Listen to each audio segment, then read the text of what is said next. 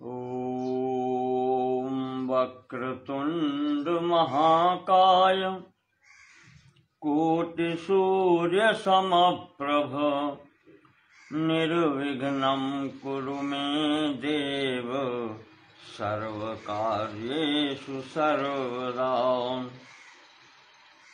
नमो नमस्तेऽखिलमन्त्रदेवता द्रव्याय सर्वकृतवे क्रियात्मने वैराग्यभक्त्यात्मजयानुभावितं ज्ञानाय विद्यागुरवे नमो नमः।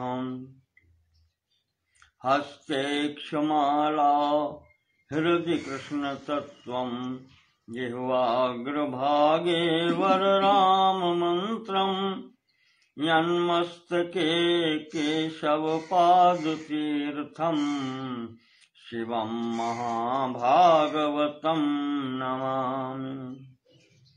कूजन्तं राम रामेति मधुरं मधुराक्षरम् आरुह्य कविताशाखां वन्दे वाल्मीकिकोकिलम्। ॐ मूलं धर्मतरोर्विवेकजलधे पूर्णेन्दुमानन्ददुम् वैराग्याम्बुजभास्करम् ह्यघघनध्वान्तापहं तापहम् मोहाम्भोधरपूगपाटनविधौ स्वः सम्भवं शङ्करं वन्दे ब्रह्मकुलं कलङ्कशमनं श्रीरामभूपप्रियम्।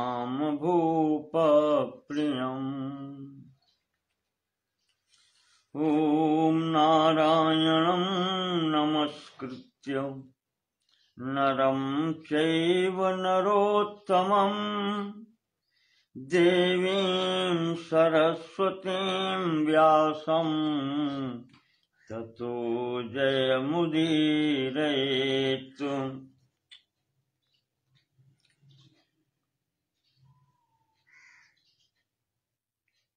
श्रीमद् वाल्मीकि रामायण के अरण्य कांड के कल के प्रसंग में हमने आपको बतलाया कि किस प्रकार से शूर्पणखा की प्रेरणा से रावण मारीच के पास जाता है और उससे सहायता मांगता है। मारीच अच्छे प्रकार से समझाता है रावण को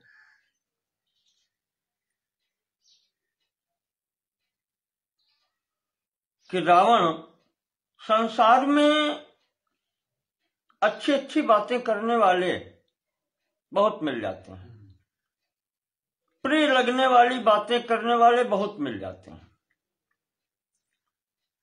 पर कड़वी बात कहने वाले और सुनने वाले जो हितकारी हो, और हितकारी बात औषधि की तरह है, दवाई की तरह कड़वी तो होती है। ऐसी बात कहने वाले और सुनने वाले बहुत कम है संसार में।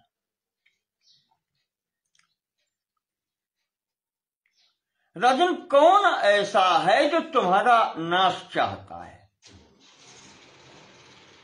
जिसने तुमको ये राय दी है, मंत्रणा दी है तुम्हें?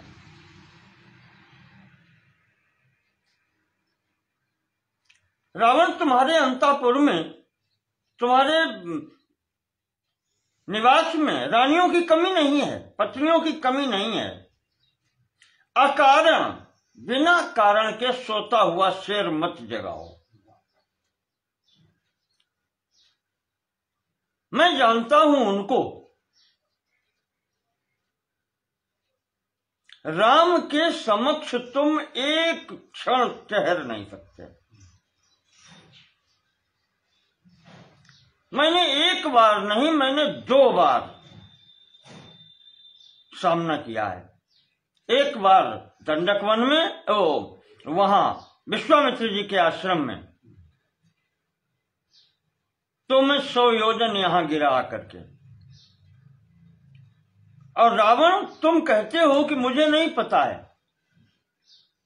रावण, मैं दंडक वन में भी गया था, जहां आश्रम बना के वो नासिक पंचवटी में रह रहे हैं। और जो तुम कह रहे हो मृग बन के जाओ, वही बन के मैं गया था। और मैंने सोचा था कि आज यहां अकेले हैं, मैं उनको समाप्त कर दूंगा। 2 साथियों को और लेकर के गया था, पर नहीं कह सकता कि वहां तो विश्वामित्र के आश्रम में उन्होंने मारना ही नहीं चाहा था, क्योंकि मेरे बाद जितने गए दोनों सब मारे गए।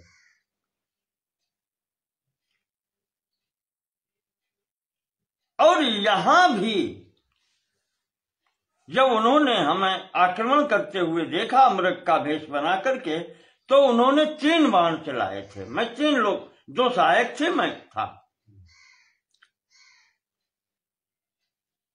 तो किसी प्रकार से भाग करके मैंने प्राण बचाए हैं, मेरे दोनों साथी फिर मारे गए। तो रावण, मैं कह नहीं सकता ये मेरा भाग्य है या उन्होंने मुझे छोड़ दिया है। उनके सामने कोई ठहर नहीं सकता। रावण भलाई इसी में है कि सकुशल लंका लौट जाओ।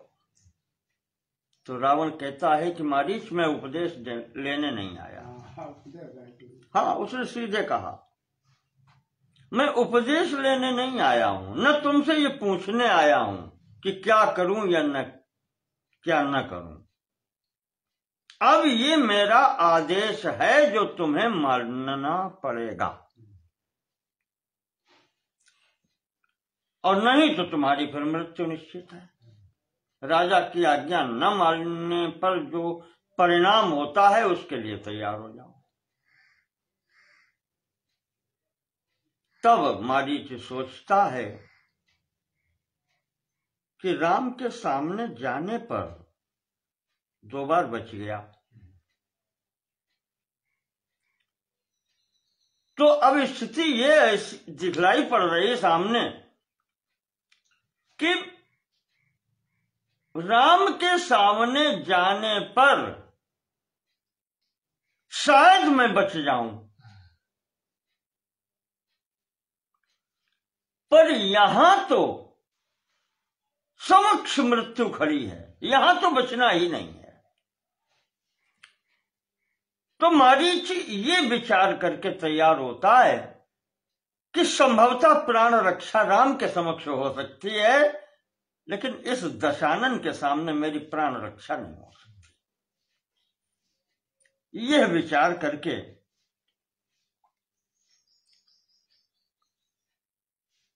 रावण से कहता है कि रावण, मैं तुम्हारा हितैषी हूं, हित की बात कहता हूं। और जब हितैषी की बात, हितकर लोगों की बात मनुष्य को समझ में न आने लगे, तो फिर समझ लेना चाहिए कि उसका फिर अंत निकट है, अंतिम समय उसका है, जब उसे अपने लोगों की बात अच्छी न लगने लगे।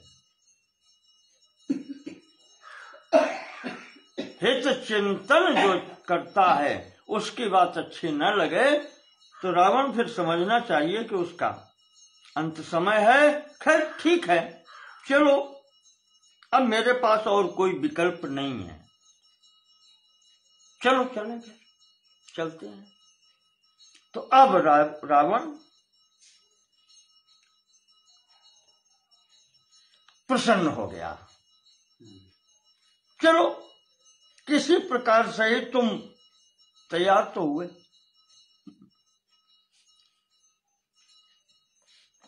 वो कहता है कि मारीच, अभी जो तुम पीछे बोल रहे थे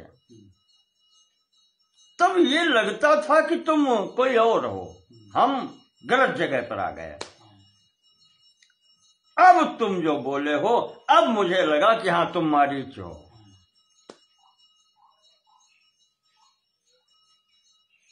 एतच्छौटीर्युक्तं ते मच्छन्दवशवर्तिनः। तुमने मेरे मन की बात अब कही है। अब लगता है कि तुम वीर हो। क्या गिड़गिड़ा रहे थे बिल्कुल कायरों की तरह। इदानीमसि मारीचः पूर्वमन्यो हि राक्षसः। पूर्वमन्यः, पहले तो तुम कोई और ही लग रहे थे, अब इदानीम असि मारीचः राक्षसः, अब तुम राक्षस मारीच लग रहे हो। बहुत प्रसन्न हुआ और कहता है अच्छा अब मेरे रथ पर बैठोगे। रथ पर के लेकर के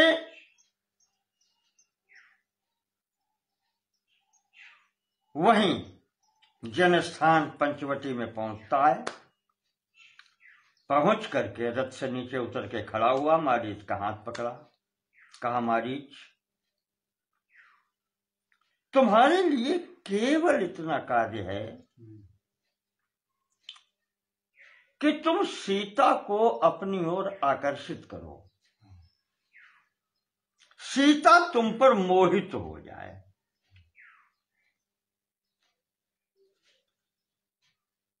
बस इसके बाद में फिर तुम्हारी जहां इच्छा हो वहां चले जाना। हाँ, बस और कुछ नहीं करना। कहने का तात्पर्य राम तुम्हारी ओर चलेंगे, सीता कहेगी तो राम तुम्हारी ओर चलेंगे। मुख्य उद्देश्य ये है कि राम लक्ष्मण दोनों यहां से हट जाएं और वो सीता के कहने से जाएंगे। तो इतना ही तुम्हारा कार्य है।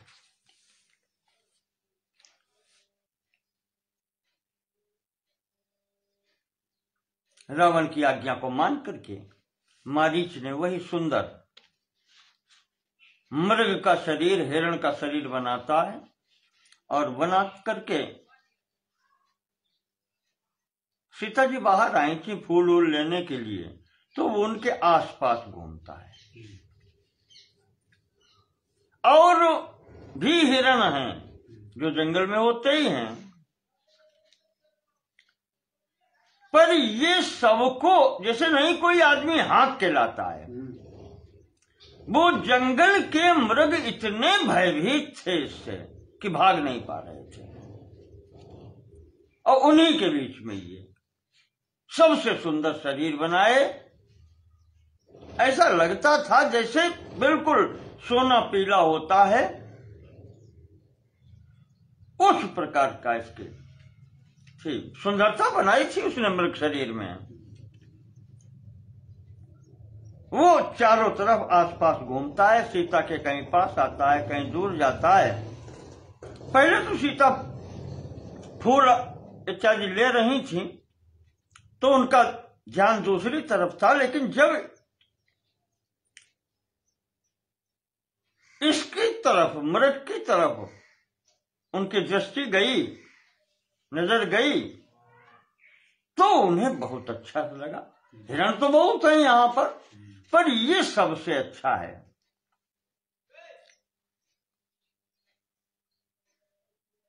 और जब इस हिरण को उन्होंने देखा है, अदृष्ट पूर्वम दृष्टातम, उस हिरण को देख करके विचार आया कि ऐसा तो हमने कभी देखा ही नहीं। नाना रत्नमयम मृगम, ऐसा लगता था जैसे इसके ऊपर नग जड़े हों, रत्न जड़े हों। विस्मयम परमम सीता जगाम जनकात्मजा, इसकी सुंदरता देख करके सीता जी बहुत आश्चर्यचकित हुई। आश्चर्य हुआ उनका कि ऐसा मृग, इतना सुंदर मृग तो मैंने कभी देखा ही नहीं। वहीं से बैठ के राम जी को आवाज देती हैं कि आओ लक्ष्मण आओ, देखो ये हिरण कितना सुंदर है। दोनों भाइयों को वहां से आर्य पुत्र आगच्छ शीघ्रम वै आर्यपुत्र महासहानुज। आर्यपुत्र यानी राम जी के लिए संबोधन है। कहा अनुज के सहित, लक्ष्मण सहित यहां पर आओ, देखो देखो।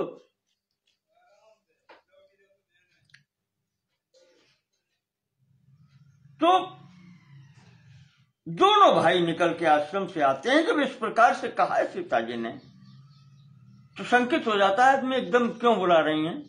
तो राम जी भी निकले, लक्ष्मण भी साथ में निकले। आते हैं तो सीता जी ने इशारा किया तो देखते हैं लक्ष्मण बोल पड़े। लक्ष्मण ने कहा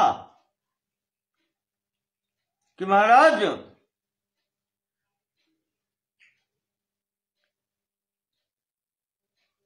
ये कुछ मुझे विचित्र दिखाई पड़ता है। हिरण ऐसे नहीं होते। तम एव एनम अहम मन्ये, ये जो सामने दिखलाई पड़ रहा है मुझे ऐसा लगता है कि मारीचम राक्षसम मृगम, ये वही मारीच है। लक्ष्मण जी ने पहली बात कही, क्योंकि अभी मारीच ने कहा था कि हम एक बार यहाँ आ चुके हैं और हिरण बन के ही गए थे। तो वही याद दिलाया लक्ष्मण ने कि महाराज हमें लगता है ये वही मारीच है, फिर से आ गया।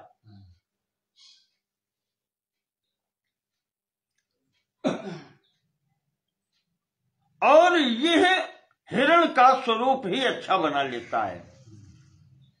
वो कहते हैं इसने कई राजा लोगों को यही रूप रख के इस जंगल में मरवाया है। कौन कौन नाम नहीं लिए, लेकिन उन्होंने, लक्ष्मण जी ने कहा कि यहां पर कई राजा भी इस हिरण के चक्कर में मारे गए हैं, इसने ही मरवाया है। ये मारीच ही यहां पर ऐसी लीलाएं करता है। मृगो हेवं विधो रत्न विचित्रो नास्ति राघव। ऐसा विचित्र हिरण होता नहीं है महाराज। हाँ, संसार में ऐसा होता नहीं है। जगत्याम जगती नाथ, जगत्याम पृथ्वी पर ऐसा हिरण महाराज होता नहीं है। मायैषा ही न संशया, माया ऐसा महाराज ये माया ही है और कुछ है नहीं। ये जब लक्ष्मण ने कहा तो राम कहते हैं, नहीं सीता पहले बोल पड़ी। सीता कहती हैं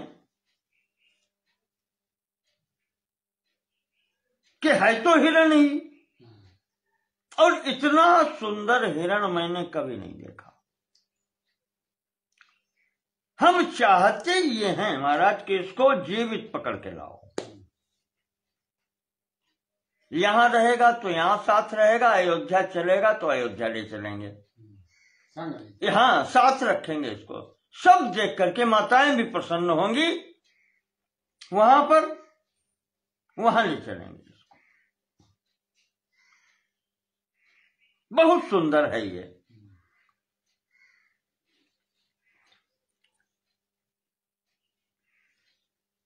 अब आप देखें, इसे वहां से मिलाओ आप। अगस्त्य आश्रम से चले थे तो अगस्त्य जी ने कहा था कि राम सीता का ध्यान रखना। अगस्त्य ने कहा था, और इसको प्रसन्न रखना, ये कहा था उन्होंने।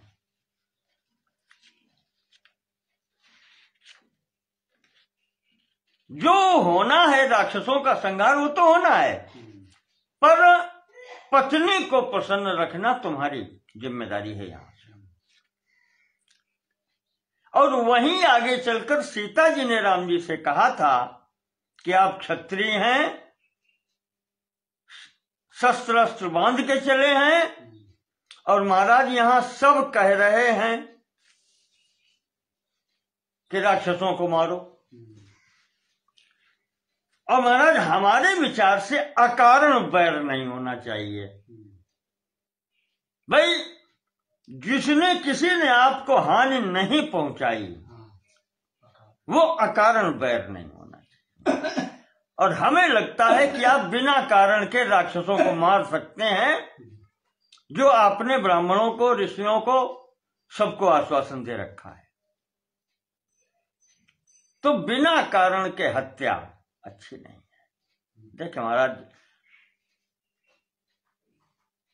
बहुत विचित्र स्थिति है। भूमिका कैसे बनती है, कैसे बनाई जाती है, अब किसके मन में क्या है, किसके मन में क्या है। अध्यात्म रामायण के पहले ही अध्याय में, सबसे पहला अध्याय, राम जी के कहने पर सीता जी ने हनुमान जी को राम हृदय स्तोत्र का उपदेश किया है। सीता जी ने किया है। तो वहां पर सीता जी ने कहा है हनुमान से कि हनुमान, मैं ही माया हूं, मैं ही प्रकृति हूं, और राम परब्रह्म परमात्मा है। परमात्मा अविकारी होता है, कूटस्थ होता है, न किसी का मित्र न किसी का शत्रु, न उसे कुछ प्राप्त करना है न कुछ उसे करना है, तो वो कूटस्थ होता है, वो कुछ करता नहीं है। हनुमान, जो कुछ करती हूं मैं करती हूं, और जो कुछ तुमने देखा और सुना है अभी तक वो सब मैंने किया है। रामचरित्र की जितनी भी लीलाएं हैं भगवती ने कहा है वो सब कुछ मैंने किया है। तो वो प्रकृति और पुरुष दो बताए गए, पुरुष परमात्मा परब्रह्म और प्रकृति उनकी माया। तो जो भी करना है पुरुष के साथ में, जब ब्रह्म के साथ में उसकी माया होती है तब वही करती है। आज भगवती ही भूमिका बांध रही हैं। वैर अकारण न करो, स्वयं कह चुके हैं। और यहां पर वैर की भूमिका बन रही है कि शत्रु कैसे। माया का बहुत विचित्र स्थिति है कि वो अपने लोगों के बीच में ही, जहां आप कल्पना नहीं कर सकते, वहीं शत्रु बैरी उत्पन्न कर सकती हैं। और भगवती ने वही यहां करके दिखाया है। कोई भाव गलत नहीं है। और देखो शत्रु कैसे उत्पन्न होते हैं।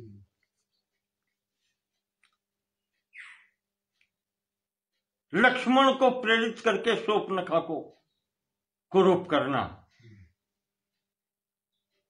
कोई दोष नहीं, किसी का दोष नहीं है, अकारण वैर शूर्पणखा का है।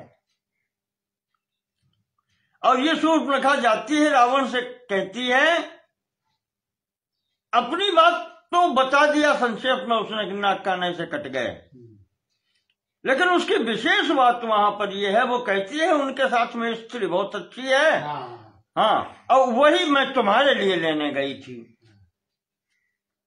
और रावण, अगर तुम्हें अच्छा लगता हो जाओ देखो, अगर स्त्री वो तुम्हें अच्छी लगे तो तुम्हारे अनुकूल है, राजा के पास रत्न होना चाहिए। ऐसे प्रेरणा करके उसने भेज दिया।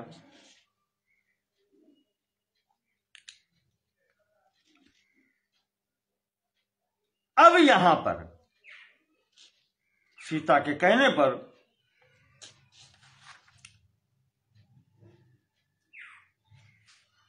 पहले तो उन्होंने कहा कि यदि ग्रहणम अभ्येति जीवन्नेव मृगस्तव, महाराज यदि जीवित पकड़ में आ जाए तब तो बहुत अच्छा है। आश्चर्यभूतम भवति विस्मयम जनयिष्यति, जीवित अगर पकड़ में आ जाए तो बहुत अच्छा, जो भी देखेगा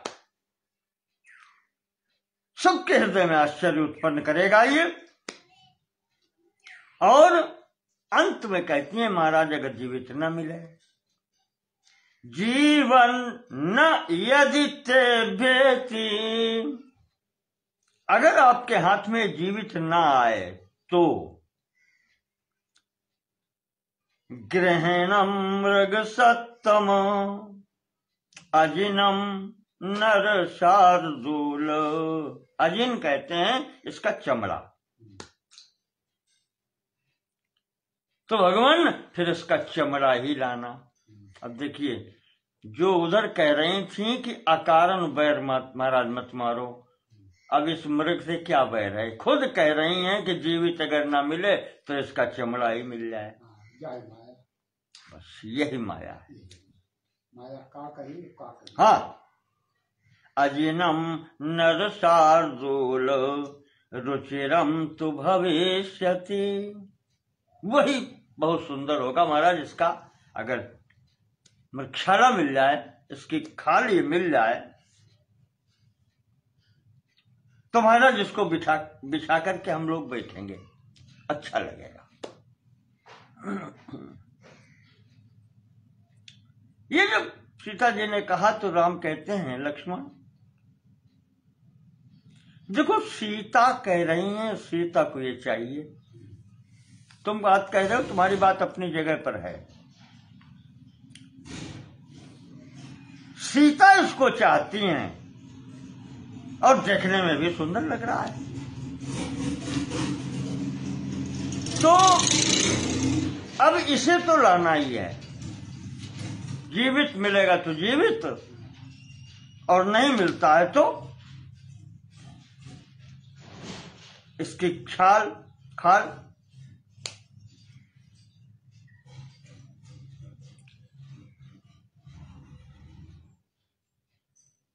और हम क्षत्रियों का, हम क्षत्रिय मृगयावन करहीं, शिकार तो करते ही रहते हैं। हाँ, इनमें कोई बात नहीं, कोई नई बात तो है नहीं।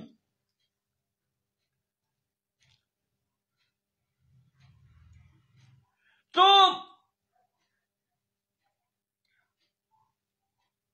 राम जी ने बड़ा अच्छा उपदेश दिया है। धर्म अर्थ काम मोक्ष, धर्म तो पालन हो ही रहा है। अर्थ क्या है? अर्थ की उन्होंने बात बताई है कि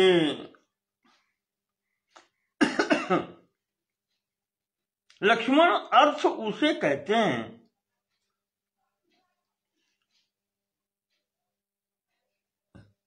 जिसको पाने के लिए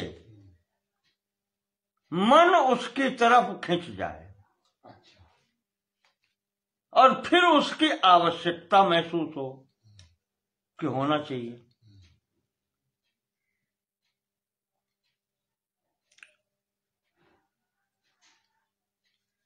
वही अर्थ होता है। अर्थी येन अर्थ कृत्येन संव्रजत्य विचारयन, जिसकी तरफ देख करके बिना विचारे ही हृदय आकर्षित हो जाए, खिंच जाए अपना हृदय।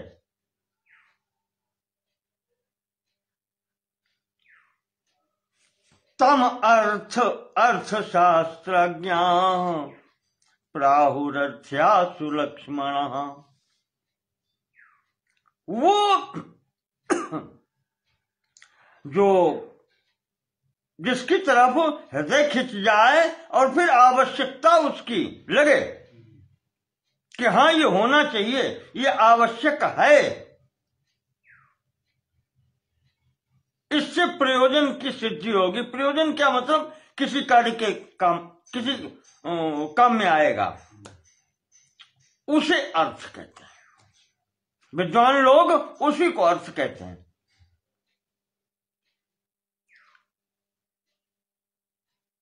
तो अब यहां पर एतस्य मृगरत्नस्य परार्धे कांचन त्वची, तो ये मृग अथवा मृगशाला जो भी मिले, मृग मिलेगा तो अच्छा लगेगा, और नहीं तो सीता ने जो कहा है कि इसको बिछा करके हम बैठेंगे तो ये प्रयोजन की सिद्धि होगी, आसन मिलेगा। तो अब इस समय अर्थ यही है,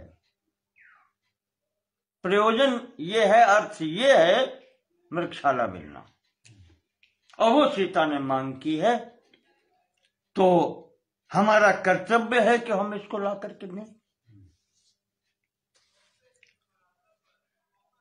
और अगर ये मारीच है, महाराज कह रहे हैं,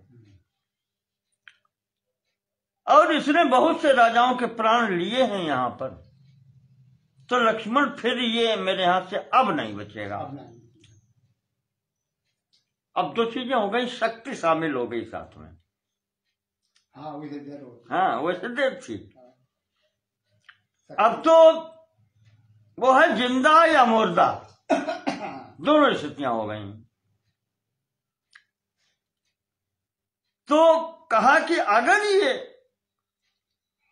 मारीच है तो फिर मेरे हाथ से नहीं बचेगा, और तुम चिंता मत करो। जैसे वही पुरानी घटना सुनाते हैं, अगस्त महाराज के संबंध में बताई थी कि वो वातापी जो नाम का राक्षस था, वो अगस्त जी को निमंत्रण देकर के उसने उनको मार डालने को सोचा था, पर स्वयं समाप्त हो गया। तो अब ये अगर मारीच फिर से हमें निमंत्रण देने आया है तो अब ये फिर नष्ट ही होगा, अब बचेगा नहीं।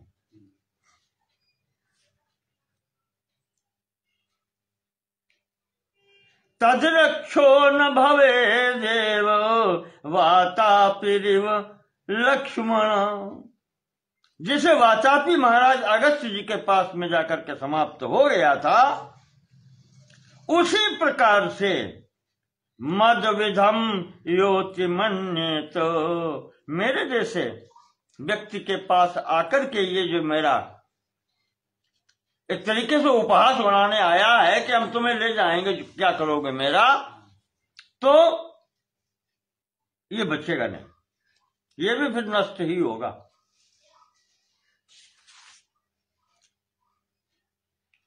तो लक्ष्मण, सीता की बहुत इच्छा है, इसलिए अब इसको लेने के लिए मैं तो जा रहा हूं, और तुम यहां पर सीता की रक्षा करना। और देखो फिर जटायु तो है ही पास में, जटायु तो मिल ही गए थे, उन्होंने बताया था कि हम तुम्हारे पिता के मित्र हैं, तो वो भी वहीं रहते थे पास में ही, आश्रम के बाहर पेड़ों पर। और उन्होंने यही कहा था कि राम जब तुम नहीं होगे आश्रम में, तब इतना तो मैं कर ही सकता हूं, वृद्ध हूं। तो इस प्रकार से राम ने आश्वासन दिया कि लक्ष्मण तुम इनकी रक्षा करना, और फिर जटायु भी हैं हमारे वृद्ध पास में ही हैं, और सावधान रहना। ऐसा कह करके राम जी धनुष्मान लेकर के तलवार साथ में ली, और इस मृग के पीछे चल दी।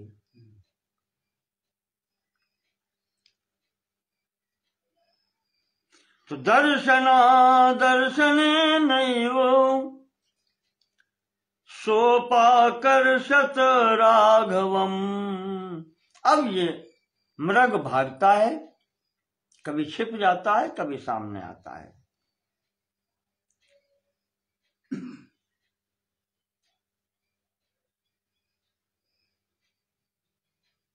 भागते भागते काफी दूर निकाल ले गया यहाँ से। महाराज जी लिखते हैं यहाँ पर वाल्मीकि जी कि राम थक गए, और जब थक जाए इस स्थिति में तो धीरे धीरे चलने लगते हैं, तब ये पास में दिखाई पड़ने लगता है, मालूम पड़ता है अब यहां से पकड़ में आ जाएगा। और जब दौड़ते हैं पकड़ने के लिए तो भाग लेता है, फिर ये बहुत दूर से दिखाई पड़ता है।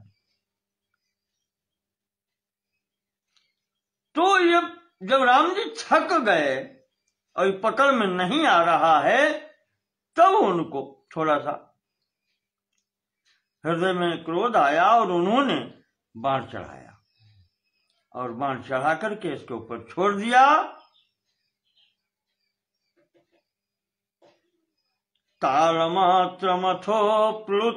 अथोत्प्लुत्य कहते हैं जैसे ही बाण इसके लगता है ऐसे ही ये छलांग भरता है।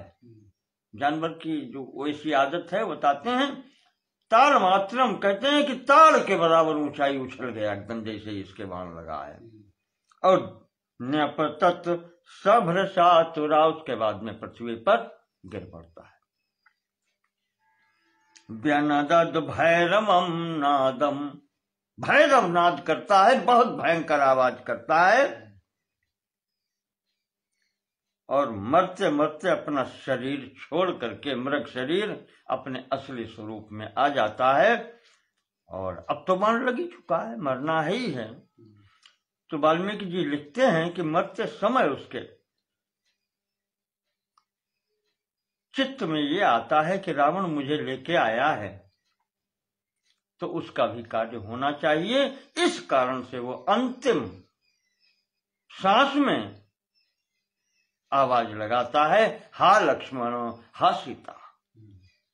और बिल्कुल नकल तो जब कर ही लेता है तो उसने बिल्कुल राम की आवाज जैसी लगी, और उसने उसमें आवाज लगा दी और शरीर छूट गया उसका।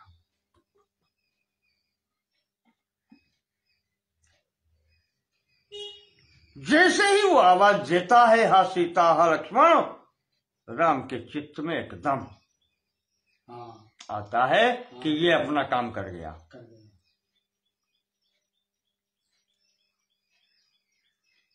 एकदम उनके हृदय में आया कि लक्ष्मण ठीक कहते हैं। मारीचस्य तुमायैषा, जो लक्ष्मण ने कहा था, पूर्वोक्तम लक्ष्मणेन तू, बिल्कुल वही बात निकली जो लक्ष्मण ने कही थी। ये मारीच है, उसकी माया थी। तत्तथा ह्यववद्यो तत्तथा ह्यववच्चाद्यो, राम जी कहते हैं जैसा लक्ष्मण ने कहा था वैसे ही हुआ। मारीचोयम मया हतः, ये तो मारीचे है जो मारा गया, पहचान लिया उन्होंने। अब इसने जो आवाज लगा दी है इतनी तेजी से, राम सोचते हैं तो अब उधर क्या होगा। सीता के कान में पड़ेगी या लक्ष्मण के कान में आवाज पड़ेगी तो उधर क्या होगा, ये सोच करके महाराज को भय उत्पन्न हुआ। लीला है मनुष्य के, तो मनुष्य वाले कार्य होंगे। महर्षि वाल्मीकि कहते हैं कि आर्तस्वरम तु तम भर्तुः विज्ञाय सदृशम बने, अपने पति की जैसी आवाज जो आर्त यानी कष्ट में व्यक्ति जैसे चिल्लाता है, वैसी आवाज अपने पति की जब सीता जी के कानों में पड़ती है, तो सीता जी लक्ष्मण से कहती हैं कि लक्ष्मण गच्छ जानी ही राघवम, भैया जाओ देखो क्या हुआ। यह शब्द, ये आवाज जो है वो राम जी की है। और जैसे जिस प्रकार से ये आई है, मेरे कानों में सुनाई पड़ी है, लगता है वो कष्ट में है।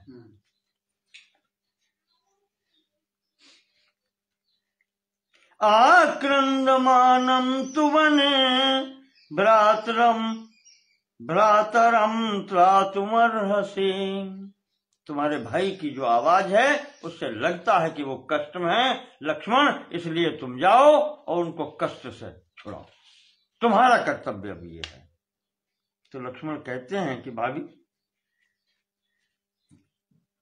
संसार में ऐसा कौन है जो उनका अहित कर सके? किसी में क्षमता नहीं है।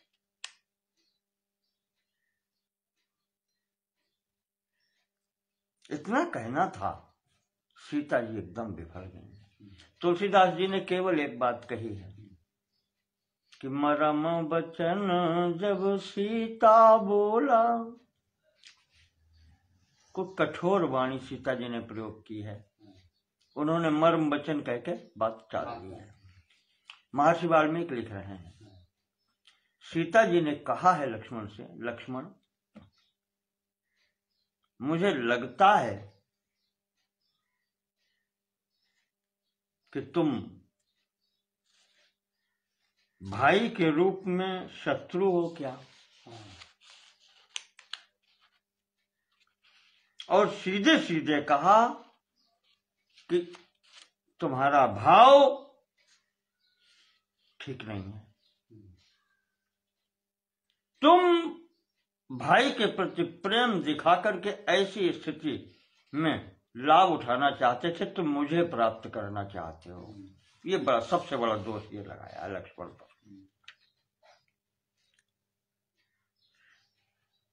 लोभात् मत्कृते नूनम। लक्ष्मण, तुम्हारे हृदय में मेरे प्रति लोभ है, तुम मुझे चाहते हो, इसीलिए तुम उधर नहीं जा रहे हो। और तुम चाहते ये थे, व्यसनम ते प्रियम मन्ये स्नेहो भ्रातरिनास्तिते। तुम चाहते थे तुम्हारे भाई आपत्ति में पड़ जाएं, तुम्हें भाई के प्रति कोई प्रेम नहीं है, तुम यही चाहते थे और इसीलिए तुम साथ में आए थे। बहुत बातें की, आपको संक्षेप में ही, मर्यादा में ही बताएं। और अंत में वो कहती हैं कि हमें लगता है भरत ने तुमको भेजा है, भरत ने तुमको भेजा है लक्ष्मण। ये भी आक्षेप लगाया कि हमें लगता ये है कि तुम भरत का हित करने आए।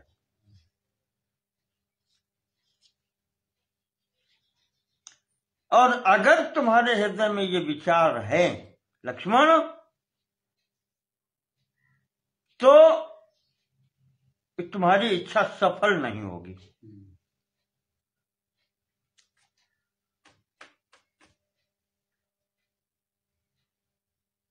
मम हेतो प्रतिच्छन्न प्रयुक्तो भरतेन वा सुदुष्टस्त्वं वने रामम एकमेकोऽनुगच्छसि। राम को अकेले वन में आते समय इसीलिए तुम अकेले साथ में आए हो, हमें लगता है भरत ने तुमको भेजा है। मम हेतो, तुम मेरे लिए आए हो।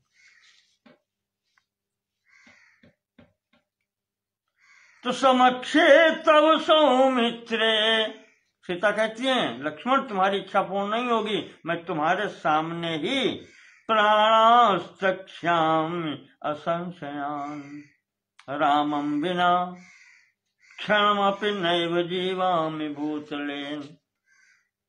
कहती हैं राम के बिना मैं एक क्षण जीवित नहीं रहूंगी। सौमित्र, लक्ष्मण, मैं तुम्हारे सामने प्राण त्याग दूंगी, तुम्हारी इच्छा पूर्ण नहीं होगी। अब बाकी क्या रहा?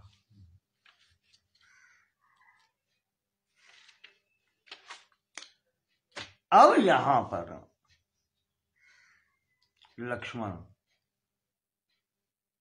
एकदम विचलित हो गए। कहा ये क्या हो गया? क्योंकि सीता जी ने यहां नहीं रुकी। गोदावरीम प्रवेक्ष्यामि, अगर राम को कुछ हो गया तो मैं इस नदी में ही छलांग लगाऊंगी। गोदावरी नदी में ही जल प्रवेश करूंगी। हीना रामेण लक्ष्मण तुम्हारे देखते देखते रामेण हीना, अगर राम जी नहीं मिले तो गोदावरी में प्रवेश कर जाऊंगी। आवंधिष्येथ वा त्यक्षे विषमे देहमात्मना, या तो फिर गले में फांसी लगाऊंगी। पिबामि वा विषम तीक्ष्णम, या तो जहर खाऊंगी। प्रवेक्ष्यामि हुताशनम, या फिर अग्नि में प्रवेश कर जाऊंगी। यानी सब बातें उन्होंने सीधे एक साथ में कह दी। अब क्या करें? जब ये स्थिति हो गई, इस प्रकार से रोते हुए देखा सीता को, तो लक्ष्मण जी विचलित हो गए थे। ततस्तु सीताम अभिवाद्य लक्ष्मण, इस परिस्थिति में फिर लक्ष्मण ने सीता जी को प्रणाम किया उठ करके। कृतांजलि किंचिदभिप्रणम्य,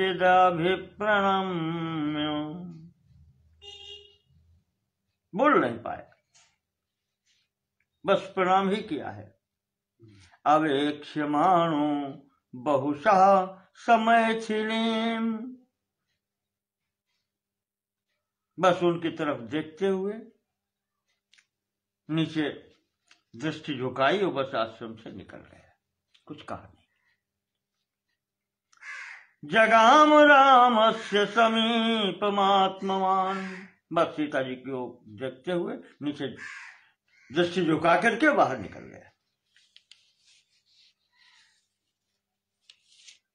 इस प्रकार से यहां पर अब लक्ष्मण भी चले गए।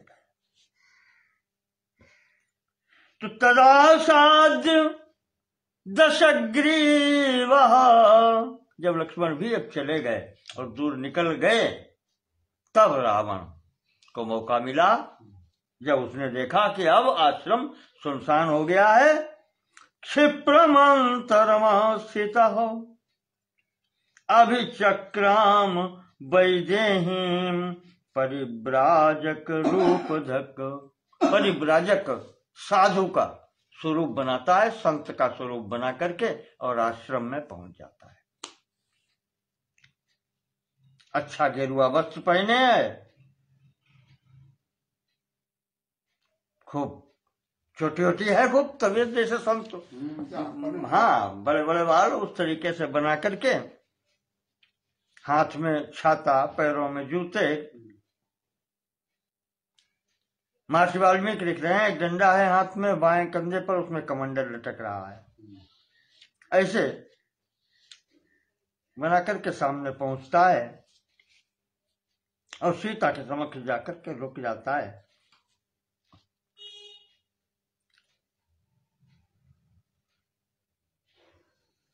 संतों की जैसे मांगने वालों की आदत होती है, बिल्कुल ठीक उसी प्रकार से जाकर के अच्छी अच्छी बातें करता है और बातें करते हुए सीता से परिचय पूछता है कि इस जंगल में, ऐसे घनघोर जंगल में, इस आश्रम में तुम अकेली कैसे रहती हो? तुम हो कौन?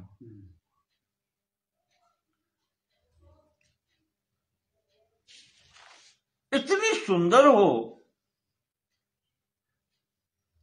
और सुंदर स्त्रियां न तो अकेले रहती हैं, न ऐसे घनघोर जंगल में रहती हैं। यहाँ पर जीव जंतु ऐसे हैं जो मनुष्यों को खा जाए, राक्षसों का ये स्थान है। यहां तुम कैसे? राक्षसानाम अयम वासो, देवी ये राक्षसों के रहने के स्थान है। घोराणाम काम रूपिणाम, इच्छा अनुसार रूप बनाने वाले राक्षस लोग यहाँ रहते हैं। काम रूपी, इच्छा अनुसार जो रूप बना लेते हैं, इच्छाधारी कहें उनको, ऐसे भयंकर राक्षस यहां रहते हैं। तुम्हारे जैसे स्त्री को तो किसी राजमहल में होना चाहिए। देखो भूमिका बांध रहा, हाँ जानता है लेकिन भूमिका बांध रहा है। तो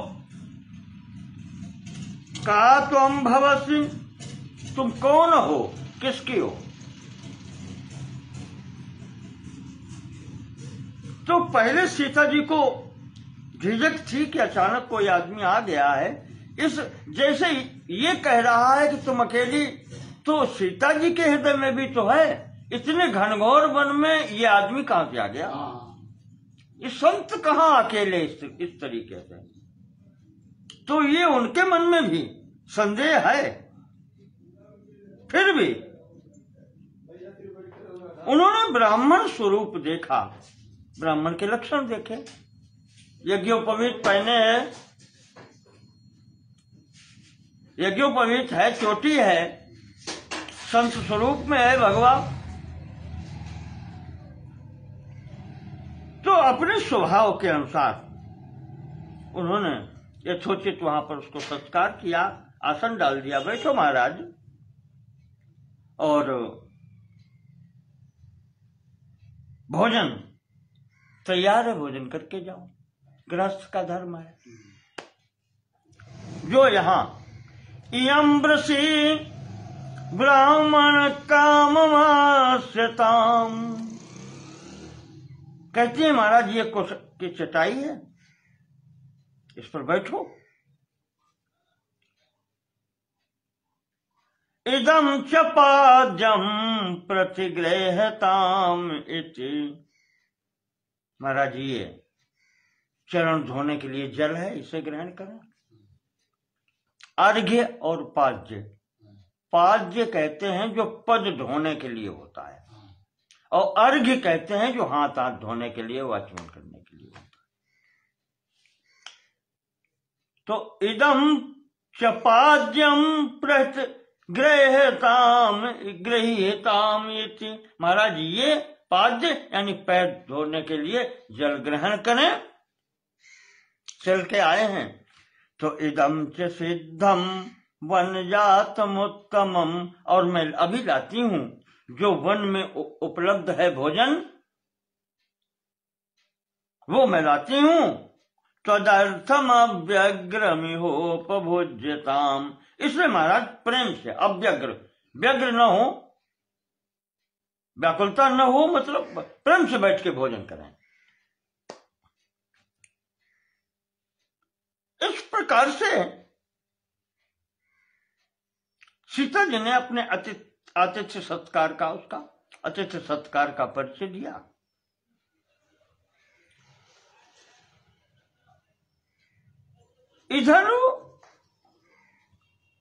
इधर इससे कहा कि महाराज भोजन करें, और भगवती इधर उधर दृष्टि दौड़ाती जाती हैं कि अभी तक आए नहीं दोनों लोग।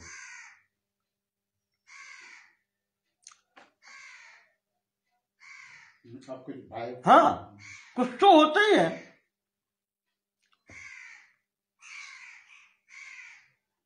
अब उसने जो पूछा था, का त्वं भवसि, तुम कौन हो, तुम किनकी हो, इस कारण से भगवती को थोड़ा सा ये लगता है अपरिचित व्यक्ति को परिचय दिया जाए कि न दिया जाए।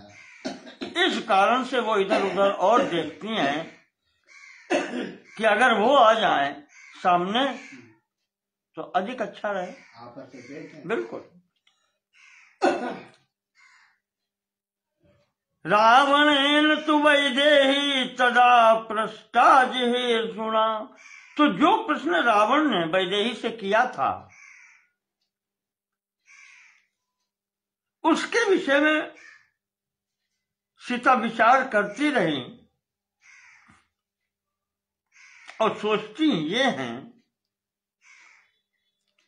कि अनुक्तो ही शपेत माम ब्राह्मणाश्चातिथिश्चैव, एक तो ये ब्राह्मण है, दूसरे ये अतिथि है। और अगर हम इसकी बात का उत्तर नहीं देती हैं तो ब्राह्मण होने के नाते अगर क्रोध कर दिया और श्राप दे सकता है। ये भय मत उनके हृदय में आया तो उन्होंने सोच लिया, फिर जो होगा देखेंगे। परिचय दिया उन्होंने। दुहिता जनकस्याहम, महाराज मैं जनक जी की पुत्री हूं। मैथिलस्य महात्मनः, जो मिथिला सम्राट हैं, योगीराज कहे जाते हैं, उन जनक जी की मैं पुत्री हूं। सीता नाम्नास्मि भद्रम ते रामास्य महिषी प्रिया, और मैं राम की पत्नी हूं, सीता मेरा नाम है। पूरा परिचय दिया है भगवती ने। उषित्वा द्वादश समा, बहुत कुछ चीजें हैं इसमें जानकारी वाली आ गई हैं जो हमें आपको जल्दी नहीं मिलती हैं। हाँ, सीता जी ने कहा है यहाँ पर उषित्वा द्वादश समा इक्ष्वाकूणाम निवेशने, विवाह होने के बाद में महाराज हम इक्ष्वाकूणाम रघुवंशी लोगों के यहाँ यानी महाराज दशरथ की बहू के रूप में उनके घर में 12 वर्ष निवास कर चुकी हूं। विवाह के 12 वर्ष बीत जाने के बाद में 13वें वर्ष में ये घटना हुई है घर से निकलने की। और अब यहाँ पर 10 वर्ष से अधिक वन में बीत चुका है। अब आप ऐसे अनुमान लगा लें कि सीता जी की आयु क्या है और राम जी की आयु क्या है। अच्छा, वहां पर विश्वामित्र जी के साथ जब गए हैं बालकांड में, तो वहां आया है ऊन 16 को वर्षा, 16 वर्ष की आयु अभी नहीं हुई है। तो हम लोग सब लोग अर्थ लगा लेते हैं कि 16 नहीं हुई है, इसका मतलब 15 क्या है।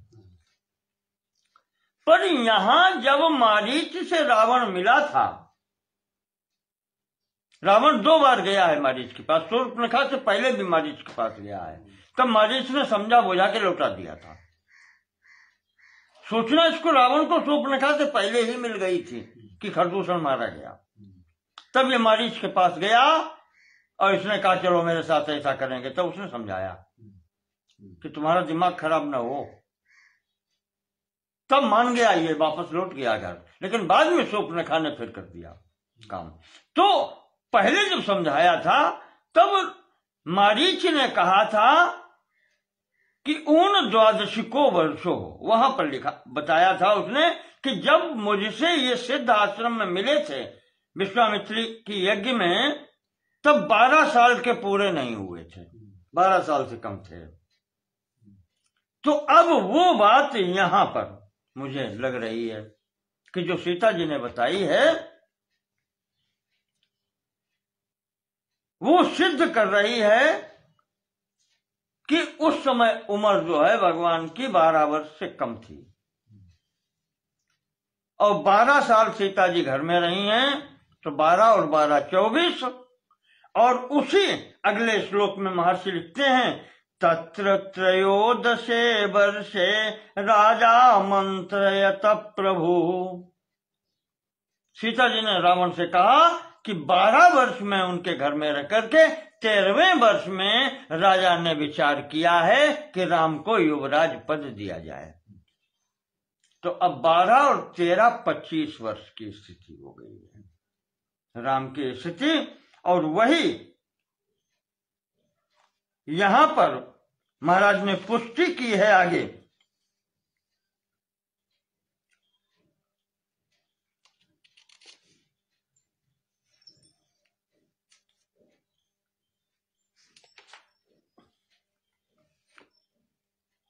तत्र त्रयोदशे वर्षे राजा मंत्रयत प्रभु अभिषय च इतुम रामम समेतो राजमंत्री भी। तो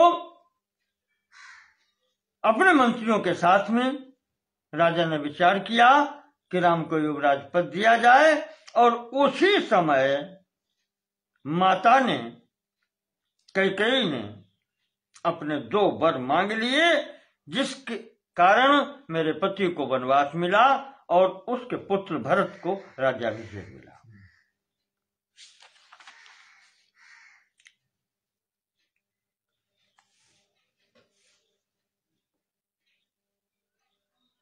तो इस प्रकार से भगवती सीता जी ने अपना परिचय दिया है, और कहते हैं कि उन्होंने कहा कि महाराज राम जी अभी यहां हैं नहीं,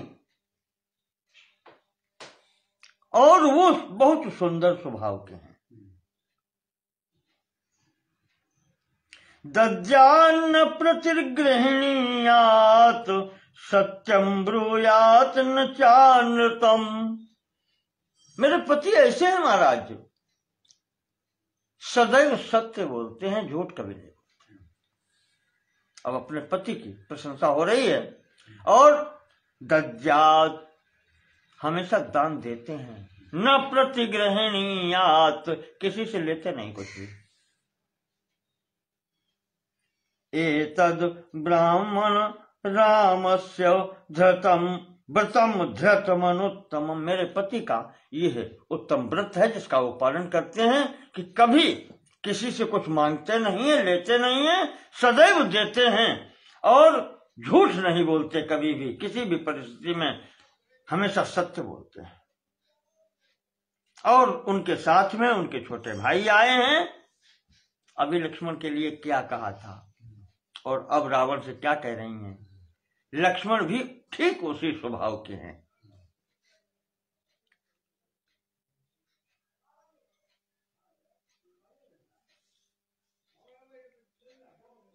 और राम को जब वन में आता हुआ देखा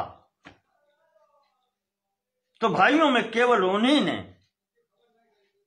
लक्ष्मण ने अनुसरण किया है मेरे पति का, और वो साथ में आए हैं, सदैव साथ में रहते हैं। तो महाराज इस प्रकार से पिता की आज्ञा से हम लोग यहाँ पर और माता कैकेयी की आज्ञा से यहाँ आए हैं। एकस्य दंडकारण्य किमर्थम चरसे द्विज सत्वम नाम च गोत्रम च कुलमा चक्षु तत्वता। महाराज मैंने अपनी स्थिति बताई, अब आप अपना परिचय दें, कौन सा कुल है, कौन सा कुल गोत्र और ये सब परिवार बतावें, अपना परिचय दीजिए। रावण से जब ये कहा अब तो उन्हें शक हो गया, अब तो कोई है ही नहीं आसपास में, राम लक्ष्मण चले ही गए। निशंक होकर के अब वो खुल के अब बोलता है, उत्तर देता है कि ये न वित्रासिता लोका सदेवा सुरमानुषा अहम स रावणो नाम सीते रक्षो गणेश्वरा। का सीता मैं वही रावण हूं जिसके नाम से सुर असुर मनुष्य सब थराते हैं, घबराते हैं, तीनों लोक जिससे डरते हैं। वित्रासिता लोका, जिसके तीनों लोक डरते हैं जिससे, वो रावण हूं मैं।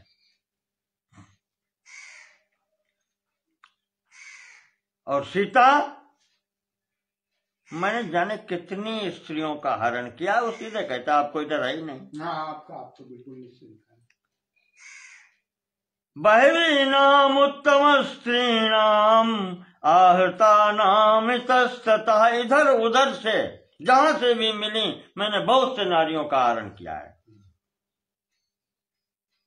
सर्वासामेव भद्रम ते ममाग्र महिषी भव। और इसीलिए मैं तुम्हारे पास में आया हूं और मैं चाहता हूं कि तुम मेरी रानी बनो। मेरी बहुत सी स्त्रियां हैं, फिर भी मैं चाहता हूं अग्र महिषी भव, सबसे श्रेष्ठ रानी बनाओ।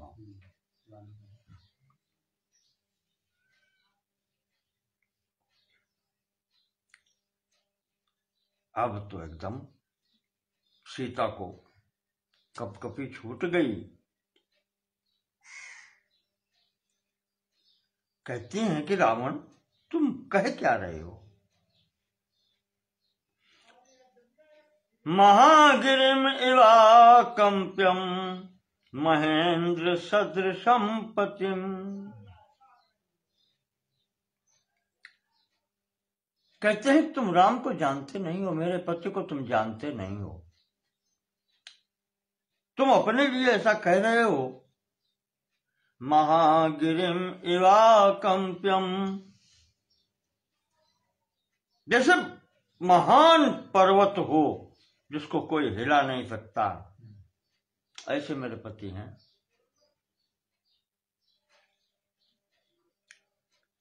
और महोदधिमिवाक्षोभ्यम, और महासागर इतने भयंकर समुद्र के समान गंभीर हैं कि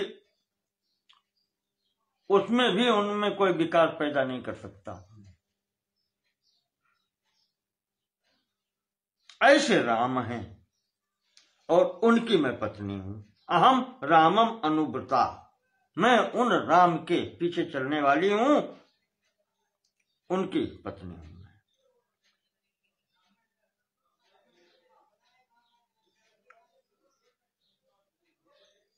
सर्व लक्षण संपन्नम, संपूर्ण लक्षणों से, अच्छे गुणों से युक्त हैं मेरे पति। उनमें ही मेरा मन लगा है।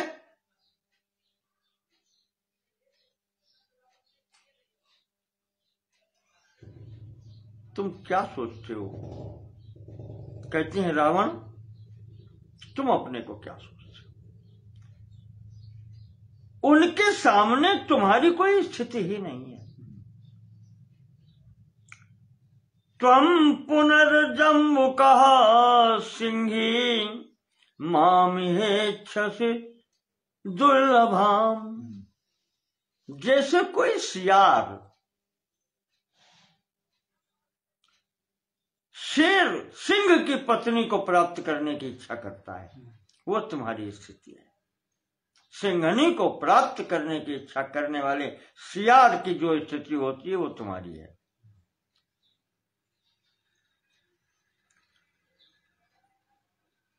तुम्हारा इतना साहस हो गया कि तू यहां मुझे हरण करने के विचार से आ गया।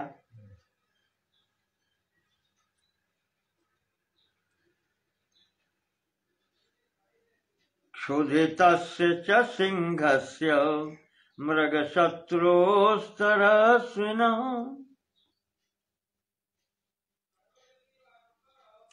भूखे शेर के सामने जाकर के शायद कोई बच जाए।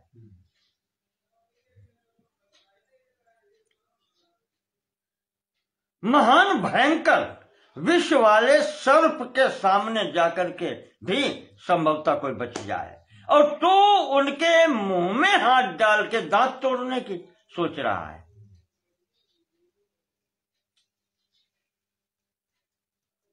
इतना साहस मत करो।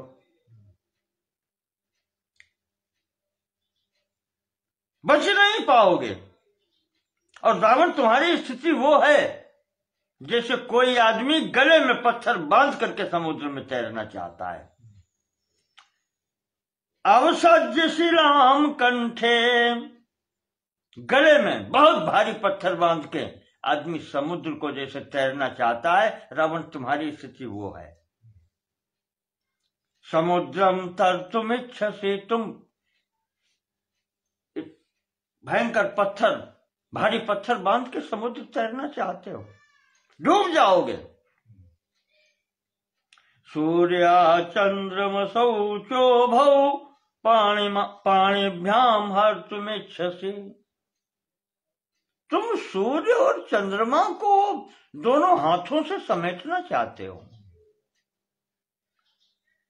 यानी तुम असंभव काम संभव करना चाहते हो, इसलिए तुम हमारे पास आए हो।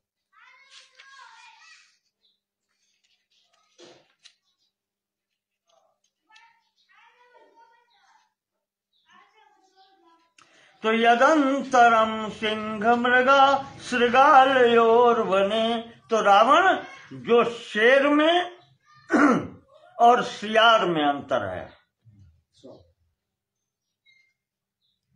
यदंतरम संदनिका समुद्रयो, और जो अंतर समुद्र में और छोटी सी नदी में है। तो सुराग्रे सौवीरकयोर यदंतरम, और जो अंतर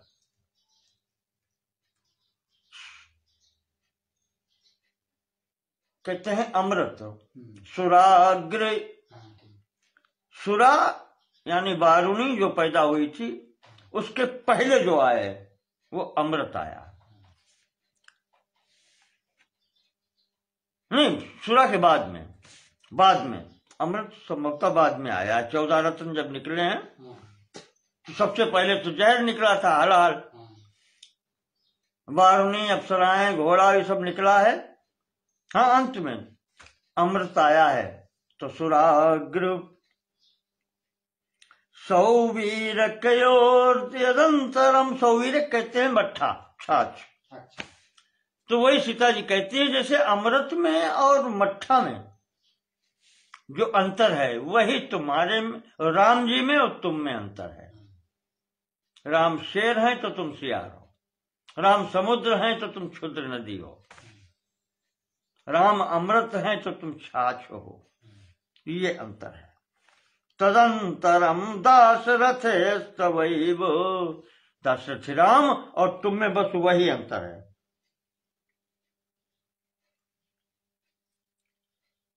यदंतरम कांचन शीश लोहयो, जो अंतर सोने में और लोहे में है। यदंतरम चंदनवार पंकयो, जो अंतर चंदन में और कीचड़ में है। यदंतरम हस्ति बिडाल योर्वने, जो अंतर हाथी में और बिल्ली में है। तदंतरम दाशरथे स्तवैव, वही अंतर राम जी में और तुम में है।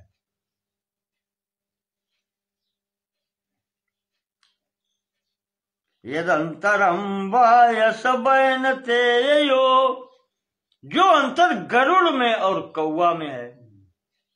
यदंतरम मधुगु मयूरयोरपि, जो अंतर मोर में और बगुला में है।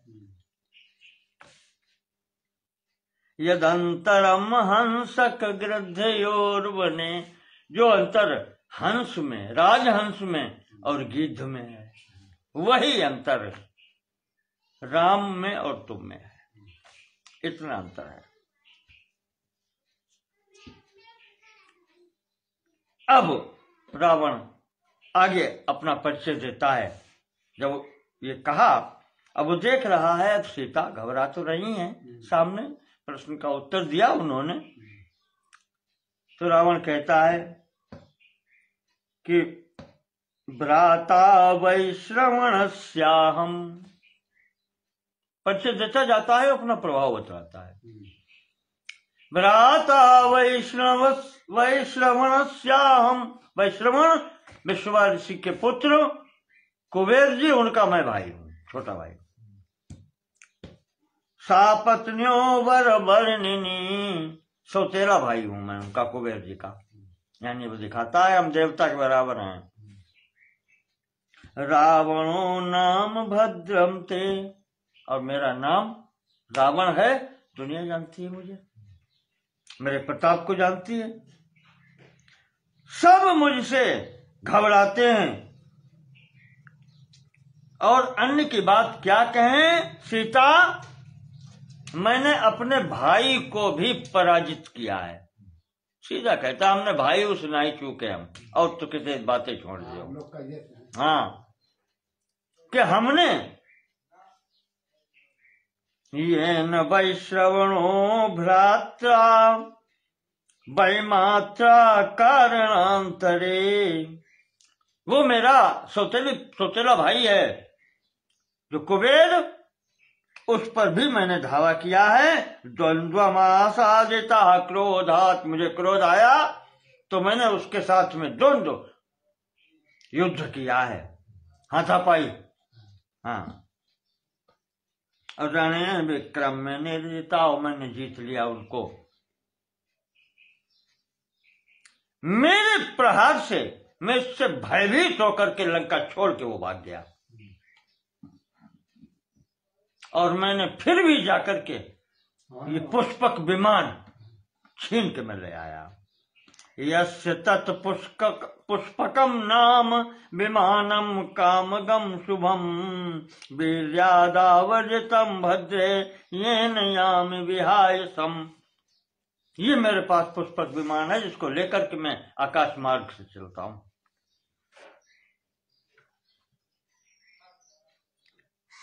सीता देवता देख करके मुझे भाग जाते हैं, कोई मेरा सामना नहीं कर सकता। और तुम उसकी बात कर रही हो, मनुष्य की, राम की। लंका मेरी नगरी है जहां कोई पहुंच नहीं सकता, समुद्र के बीच में। हाँ, तुम चलो मेरे साथ में, वहां रानी बन के रहो। इस घनघोर जंगल में कहां किसी मनुष्य के उसमें हो, कोई मेरा कुछ नहीं कर सकता।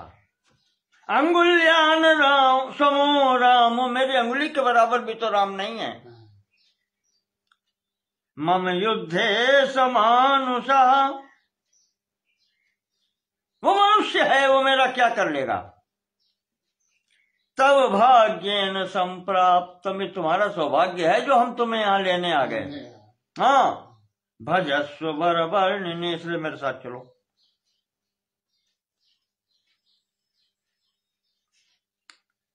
तो सीता कहती हैं कि रावण, तुझे किसी प्रकार की शर्म नहीं आती, लज्जा नहीं आती, तू अपने को कुबेर का भाई कहता है। महाराज विश्रवा का पुत्र बताता है, ब्राह्मण कुल का है, फिर भी तुझे लज्जा नहीं आती। और फिर उसके ऊपर तू राजा है, और जिन लोगों को तेरे जैसा राजा मिला है उनकी क्या स्थिति होगी। अवश्यम विनशिष्यन्ति सर्वे रावण राक्षसा, राक्षस जितने भी हैं जिनका तू राजा है, लगता है वो सब नष्ट हो जाएंगे। अब तेरे जैसा राजा पाकर के कोई फिर रह नहीं सकता।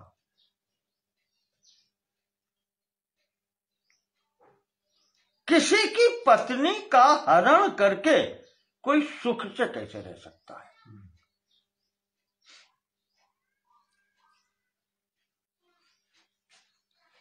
सीता ने यही कहा,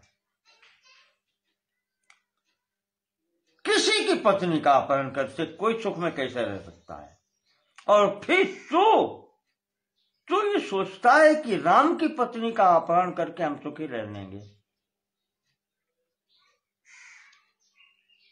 तो एक बात ध्यान से सुन लो, जीवे चिरम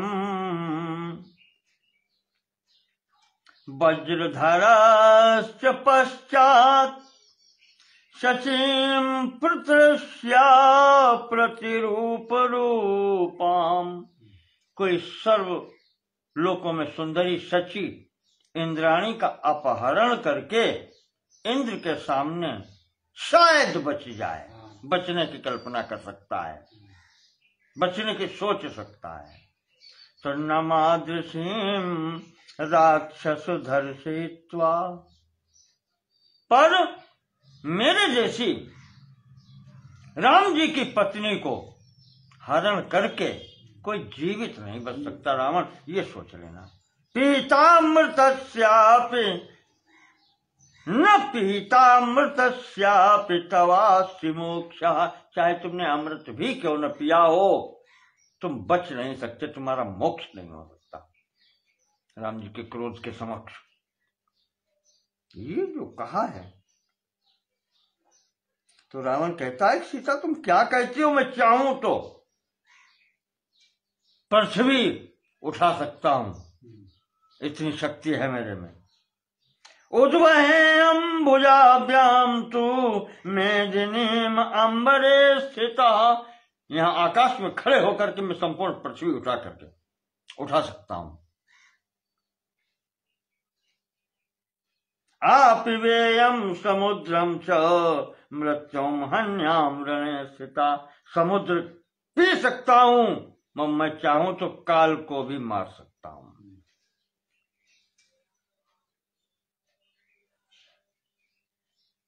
बहुत इस तरीके से कह के और अधिक क्या कहूं, उसने सीता को उठा लिया, बाएं हाथ से बाल पकड़े, दाहिने हाथ से ऐसे गोद में ले लिया, उठा करके वाल्मीकि जी यहां पर इस कार्य की सराहना नहीं की है, मर्यादा में रहते हुए उन्होंने वो एक उदाहरण दिया है।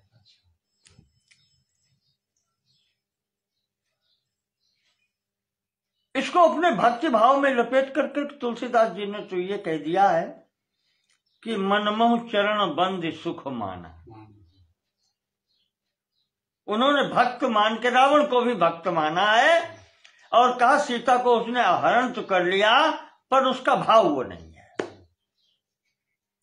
पर महर्षि ने यहां पर सीधा आरोप लगा दिया है कि जग्राह रावण सीताम, रावण ने सीता को इस प्रकार से उठाया है कि बुधा खे रोहिणी में वो, जैसे बुध रोहिणी यानी अपनी, कहना चाहिए कि चंद्रमा की पत्नी है, सगी माता तो बुध की तारा है, बृहस्पति की पत्नी, पिता चंद्रमा है, पर पिता की पत्नी रोहिणी का जैसे बुध हरण करता है, तो माता का अपहरण करने में जो पाप होता है आज रावण वही पाप कर रहा है। माता गुरु पत्नी गमन जिसे कहें आप, महापातक होता है। उस भाव से आज ये जगत जननी का, महाराज जी ने सीधे जगत जननी नहीं कहा, महाराज ने कहा है कि बुध जैसे काम भाव से पिताजी की पत्नी रोहिणी का अपहरण करता है, ठीक उसी प्रकार से आज रावण ने सीता को उठाया है। ये महापातक हुआ है और इसका तो फिर फल होना है। उठा करके इस प्रकार से यहां पर अपने रथ में बैठाता है और जैसे रथ में बैठाता है सीता रोती हुई आवाज लगाती हैं, हा राम, राम कहां हो तुम, लक्ष्मण कहां हो?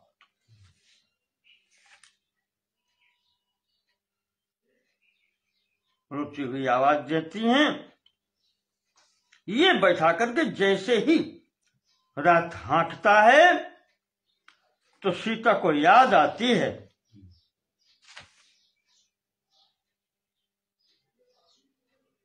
और वो उसी स्थिति में महाराज जटायु को याद करते हैं कि आप कहां हैं। जटायो पश्य मार्य, हे आर्य, पिता का संबोधन दिया है माता यहां पर। तातो तुम कहां हो जटायु? ह्रियमाणाम अनाथवत अनेन राक्षसेन्द्रेण अकरुणम पाप कर्मणा, ये पापी राक्षस मेरा हरण कर रहा है। तात जटायु तुम कहाँ हो? नहीं सवारे तुम शक्या त्वया क्रूरो निशाचरा, हम जानते हैं कि तुम वृद्ध हो, तुम इसे रोक नहीं सकते, शक्ति नहीं है आप में, पर इतना तो कर सकते हो, मेरे पति आ जाएं तो उनसे कह देना ये पूरी बात जो मैं बताई है। रामाय तु यथा तत्वम जटायो हरणम मम, लक्ष्मणाय च तत्सर्वम आख्यातव्यम अशेषता। तो महाराज आप राम और लक्ष्मण जब आ जाएं तो उनको ये समाचार तो दे ही देना। जटायु कहते हैं अपने घोंसले में अपने वृक्ष पर सो रहे थे और उनके कान में आवाज आती है, वैसे ही वो उठ करके खड़े हुए और उन्होंने पहचान लिया। वहीं से आवाज देते हैं कि दशग्रीव स्थितो धर्मे पुराणे सत्य संशय। रावण देख मेरी तरफ, मैं कौन हूं? मैं स्थितो धर्मे, मैं धर्म में स्थित हूं, ये जान ले। सत्य संश्रय, सत्य प्रतिज्ञ हूं मैं, सत्य का आश्रय लेने वाले हूं। और बड़े प्यार से समझाया है, भ्रातः त्वम निंदितम कर्म कर तुम नारस शांतम। इसलिए भैया हम तुम्हें समझा रहे हैं, ये कर्म निंदित है, ये कर्म कुकर्म मत करो। जटायुर्नाम नामना हम गृध्रराजो महाबलः, फिर शक्ति मेरे में भी है। जटायु मेरा नाम है, मैं गृध्रराज हूं। और कहते रावण तुम राजा हो और इतनी प्रजा तुम्हारे अधीन है, अगर तुम ऐसा करोगे तो तुम्हारी प्रजा क्या करेगी? इस कारण से भी कोई अधर्म का कार्य तुम्हें नहीं करना चाहिए। राजा धर्मस्य कामस्य द्रव्याणाम चोत्तमो निधि, धर्मः शुभम वा पापम वा राजमूलम प्रवर्तते।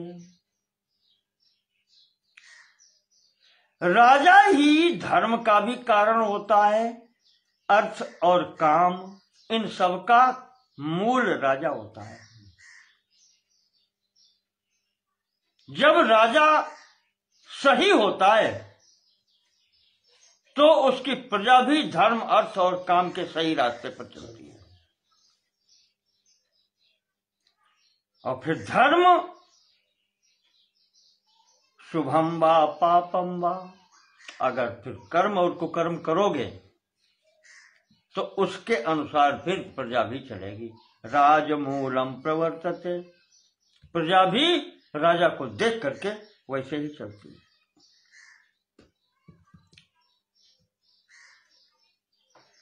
राजन, संसार में जितने भी पाप कर्म बतलाए गए हैं उसमें सबसे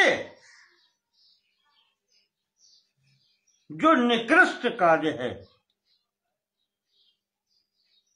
जो कहना चाहिए अत्यंत सबसे बड़ा पाप है, वो है परदाराभिमर्शनम,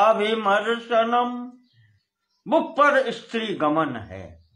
पराई स्त्री की ओर आकर्षित होना, उसको हरण करना, उसको ले जाना, सबसे बड़ा पाप ये है। तो रक्षणीया विशेषेण राजदारा महाबल। और रावण तुम्हें पता नहीं है, ये महाराज दशरथ की बहू है, राम की पत्नी है। राजा को अपनी पत्नी की रक्षा करनी चाहिए और राजा को दूसरे राजा की पत्नी की भी रक्षा करनी चाहिए।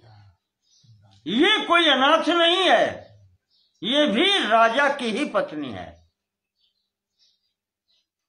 तो अपनी अगर कुशलता चाहते हो तो अपनी स्त्री की रक्षा करो और दूसरे की स्त्री की भी रक्षा करो। न तत्समाचरे धीरो यत परोस्य बिगड़। तो आदमी को स्वयं वैसा आचरण नहीं करना चाहिए जिसके लिए वो दूसरों की निंदा करता है। वो कर्म फिर खुद भी नहीं करने चाहिए। अगर कोई बाहरी व्यक्ति वो कर रहा है, दूसरा व्यक्ति, और तुम उसकी निंदा कर सकते हो, तो वो कर्म तुम्हें भी खुद नहीं करने चाहिए।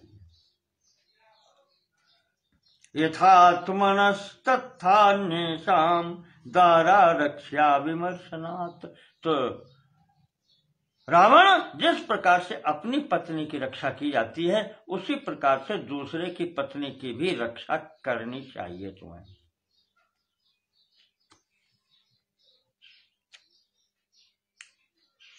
और राम ने तुम्हारे साथ कोई बैर नहीं बांधा है, तुम्हारा कोई अहित नहीं किया है।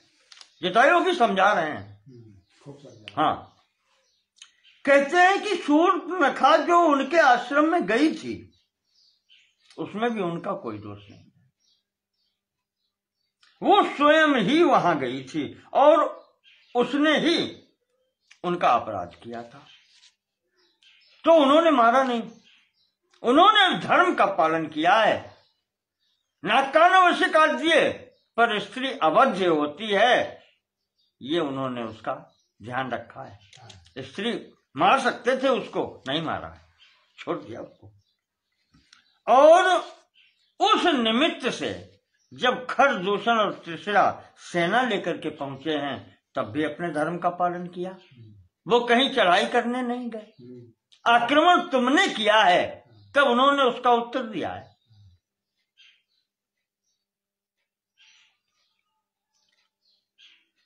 तो रावण इस प्रकार से उनका कोई दोष नहीं है, और फिर अब तुमने आकर के वही कार्य किया है। तुम्हें पता है कि तुम माला के धोखे सांप गले में डाल रहे हो।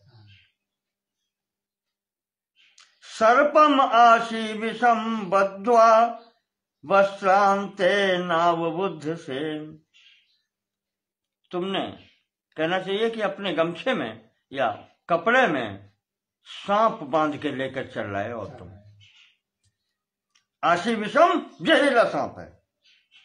अग्रीवायाम प्रतिमुक्तम से कालपाशम न पश्यसी। तुमने अपने गले में मौत लपेटी है, कालपाश तुमने अपने गले में स्वयं डाला है। रावण ये याद रखना। यत् कृत्वा न भवेत् धर्मो। रावण जिस कर्म के करने से धर्म नहीं होता, न कीर्तिर न यशो ध्रुवम। कीर्ति नहीं मिलती, यश नहीं मिलता जिस कर्म के करने से। शरीरस्य भवेत् खेदा। और शरीर को हानि पहुंच सकती है, या कहें कि शरीर को कष्ट होता है करने में, बहुत कठिनाई से जो काम कर रहे हैं वो किए जाते हैं। तो कष्टत कर्म समाचरेत। कौन ऐसा मूर्ख आदमी है जो वो कर्म करेगा जिससे न कोई धर्म की प्राप्ति हो, यश और उसका कोई पुण्य फल न प्राप्त हो, ऐसा कर्म कौन करना चाहेगा। और रावण 60 वर्ष सहस्राणि जातस्य मम रावण, रावण मेरी आयु अब 60,000 वर्ष की हो गई है। ये भी अपने 60,000 बता रहे हैं। उधर दशरथ जी की भी 60,000 आई है, लगभग यही सुग्रीव जी की भी है। ये सब एक ही उम्र के हैं सब।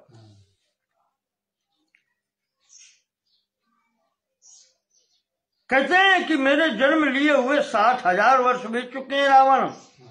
वृद्धो हम तो युवा धनमी, मेरे देखते हुए तो तू जवान नहीं है अभी। रावण की भी आयु काफी है, लेकिन गिरिराज जी कह रहे हैं कि मैं तो बूढ़ा हो गया अब तुम्हारे सामने, मेरे देखते हुए तू तो अभी धनुष बाण बांधता है, तू जवान है।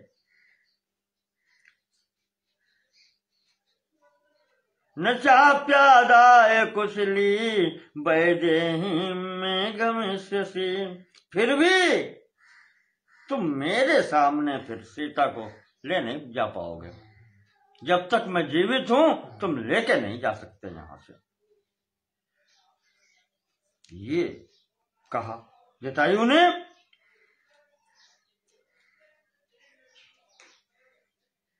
और युद्धस्सु यदि शूर हो, श्री रावण अगर तुम अपने को शूर मानते हो तो आओ फिर सामने, मुझे जीत के तब ले जा सकते हो। चैलेंज कर दिया महाराज ने और कहा कि रावण मुझे मार करके ही तुम यहां से ले जा सकते हो उसको, अन्यथा ले नहीं जा सकते। और आक्रमण कर दिया महाराज ने, वृद्ध होते हुए भी।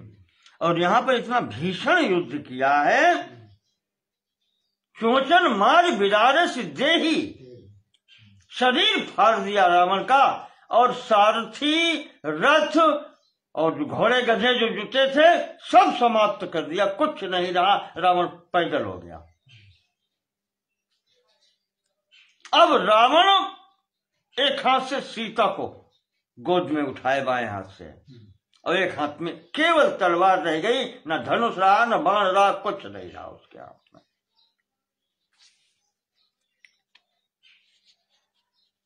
और फिर भी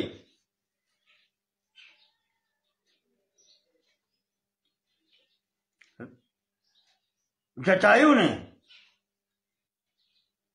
यानी रावण जमीन पर गिरा है, गिर के उठा है, अब कोई गति उसको दिखाई नहीं पड़ती, केवल हाथ में अब उसके एक तलवार रह गई है। और इधर बाएं हाथ से जानकी को, सीता को लिए हुए है पकड़े, और दाहिने हाथ में। तो अब वो सीता को छोड़ता है पृथ्वी पर और सीधा गिरिराज की ओर होता है। गिरिराज ने उसके पेट पर बैठकर शरीर फाड़ दिया। अब उसको मृत्यु सामने दिखाई पड़ती है, वो सीधा होता है तो काट से पंख गिरा खग धरनी, फिर वो अब जिसके प्राण जाते हो वो तो फिर जुटता है, तलवार हाथ में है। तो महर्षि वाल्मीकि लिखते हैं कि फिर उसने जटायु के विददार नखैरस्य तुन्नम पृष्ठे समर्पयन्। महाराज के पास जो हथियार था, जटायु के पास चोंच थी, पंख थे और पंजे थे, महाराज ने ऐसे ही उसका शरीर फाड़ दिया था। तो इस स्थिति में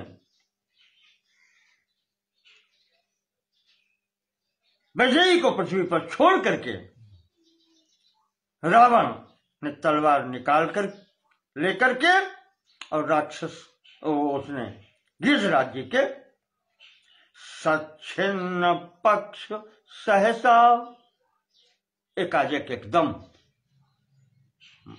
जटायु के पंख काटे और पैर, पक्षौ पादौ च पार्श्वौ च,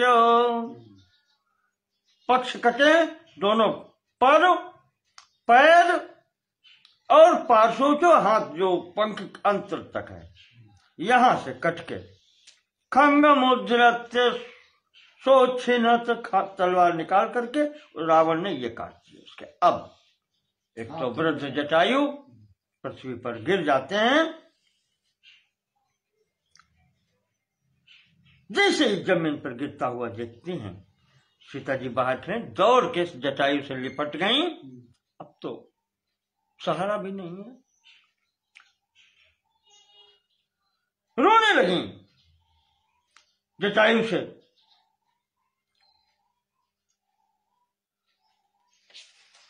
और कहती हैं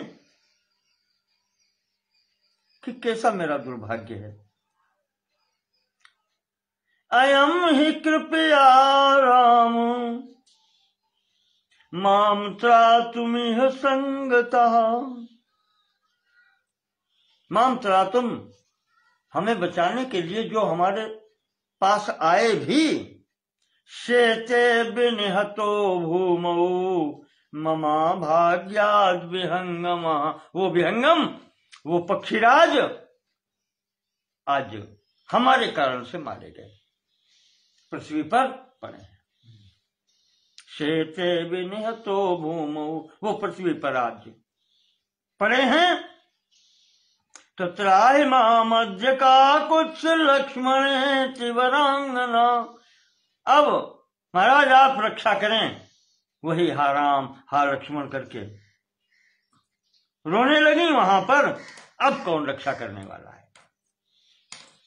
रावण ने पुनः यहां इनको उठा लिया और लेकर के सीता जी को चल देते हैं। रास्ते में सीता जी के कुछ आभूषण गिरते हैं, छुटपुट कहीं पर एक आध गिरे हैं।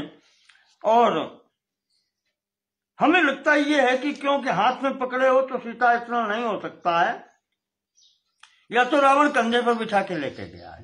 क्योंकि रावण ने नहीं जान पाया यहाँ पर सीता जी ने एक वस्त्र में आभूषण बांध करके किष्किंधा पर छोड़ दिए। 5 बंदर लोग वहां पर बैठे थे, उनके मध्य में उन्होंने डाल दिया।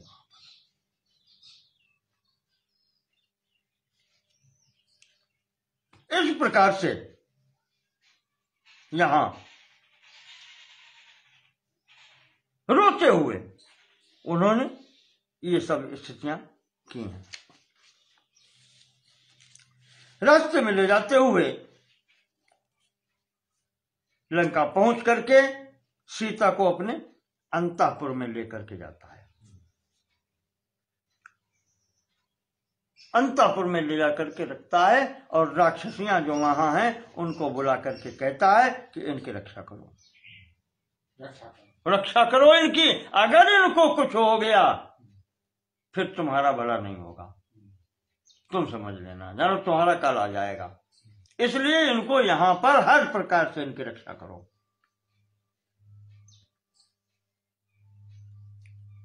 जो इनकी इच्छा हो वही कहता है। या च वक्ष्यति वैदेहीं वचनम किंचिदप्रियम् अज्ञानाद यदि वा ज्ञानाद न तस्या जीवितम प्रियम। जो भी इस सीता के विपरीत बात करेगा, चाहे जानबूझ के करे और चाहे अनजान में करे, उसको दंड मैं दूंगा। फिर मैं समझ लूंगा कि उसको अपनी जिंदगी प्यारी नहीं है, जीवन प्रिय नहीं है उसको, यानी उसको मृत्यु दंड मिलेगा अगर सीता को किसी बात से कष्ट हुआ तो। ये कह करके बाहर निकलता है। बाहर निकल करके उसके विशेष 8 योद्धा थे, वो वहां महल के बाहर से उनको बुलाता है। उनको बुला करके कहता है कि अब वो पंचवटी क्षेत्र खाली हो गया है, खरदूषण मारे गए हैं, हमारा वहां पर कोई आदमी नहीं है, इसलिए तुम्हारी नियुक्ति वहां होती है। तुम लोग 8 लोग जाकर के वहां रहो और क्षेत्र मेरा है ना, तो तुम्हारा कार्य ये भी है कि वहां पर राम लक्ष्मण अगर ये आते हैं रहते हैं तो फिर वो क्या करते हैं सब सूचना मुझे मिलनी चाहिए। ये इनके जिम्मेदारी किया गया है।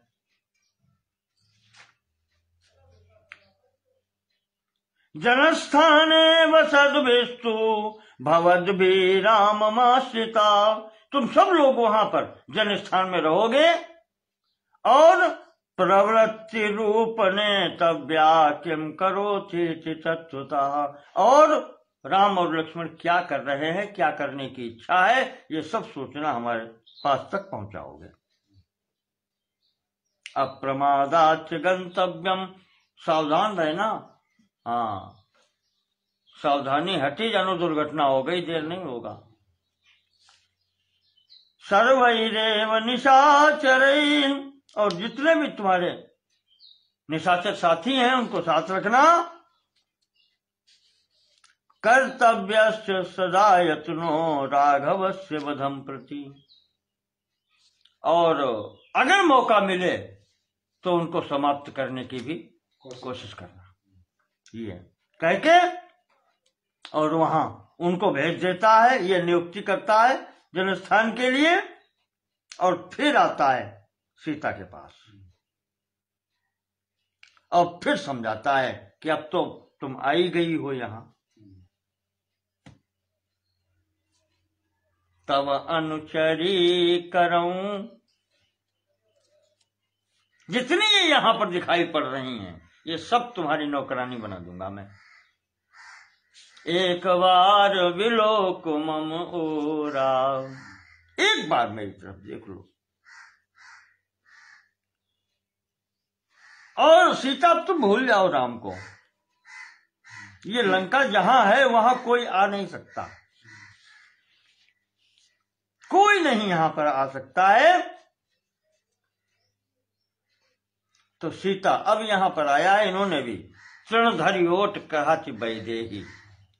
महर्षि वाल्मीकि जी ने भी कहा है कि यहां पर भगवती ने तिनके का सहारा लेकर के और रावण को बहुत सा फटकारा है।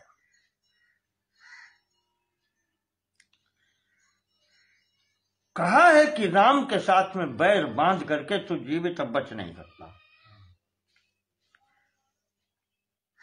असुरैर्वा त्वं यदि अवद्धोसि रावण, यदि तू समझ रहा है कि देवता राक्षस कोई तुम्हें मार नहीं सकता, तुम अवध्य हो सबके द्वारा, तो उत्पाद्य सुमहद वैरम जीवन सस्य न मोक्ष से।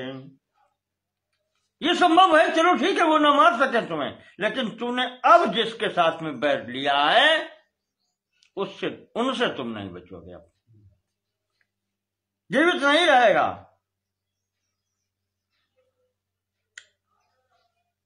अब तेरा जीवन बिल्कुल ऐसे ही है रावण, जैसे यज्ञ में बलि के लिए जो पशु बांधा जाता है, तूने अपने कर्मों से अपने को बांध लिया है।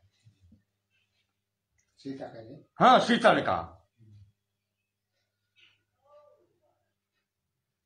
यदि पश्येत स राम स्वाम रोष दीप्तेन चक्षुषा, जिस दिन तुम राम की दृष्टि के सामने आ जाओगे रावण, तुम उसी दिन भस्म हो जाओगे, जैसे महादेव जी के सामने कामदेव भस्म हुआ था, वही स्थिति होगी।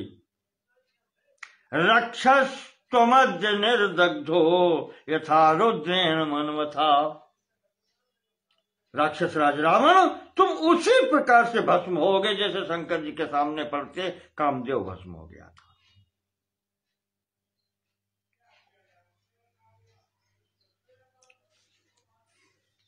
और जिनको तुमने साधारण मनुष्य समझ रखा है,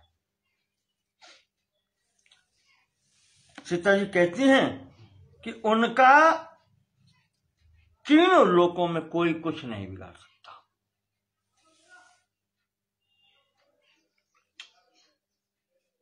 इस प्रकार से सीता जी ने कहा है, जिस पुरो दास चाह रासम खावा। पुरोरास वही यज्ञ की जो बनाई जाती है चरु, उसको कोई गधा खा जाए ये संभव नहीं है। न शक्या यज्ञ मध्यस्था वेदी श्रुग भांड मंडिता। जो यज्ञशाला के बीच में वेदी बनाई जाती है वहां पर तेरे जैसा पापी पहुंच नहीं सकता, चंडाल वहां नहीं जैसे पहुंच सकता वैसे तो मुझे पा नहीं सकता।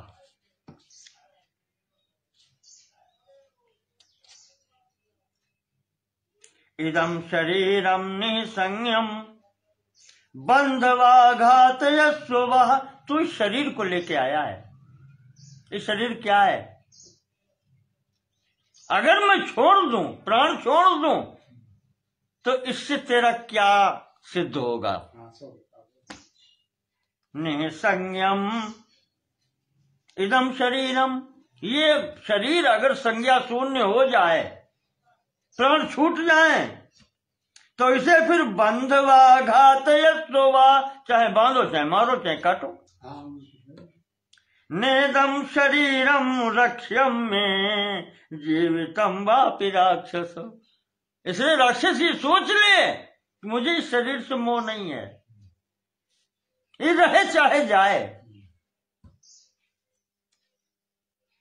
नेदम शरीरम रक्ष्यम में, मैं इसकी रक्षा नहीं करती, न करूंगी। ये मेरा शरीर मेरे रक्षा करने योग्य नहीं है, ये तो एक दिन जाना है, कल जाए चाहे आज जाए। और तू अपनी सोच इसका क्या करेगा फिर?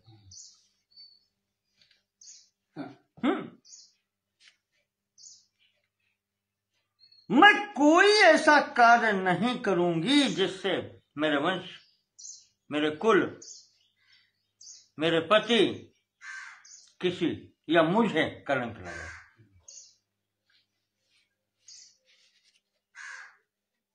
न तो शक्यम अपक्रोशम, न तो शक्यम अपक्रोशम पृथिव्याम धातुमात्मना। ऐसा कोई कार्य मैं यहां पर पृथ्वी पर नहीं करूंगी जिससे कलंक लगे। ये कह करके सीता ने एवं उक्त्वा तु वैदेही क्रोधात् सुपरसंवचः रावणं जानकी तत्र पुनर्नोवाच किंचन। इतना कह करके सीता चुप हो गई।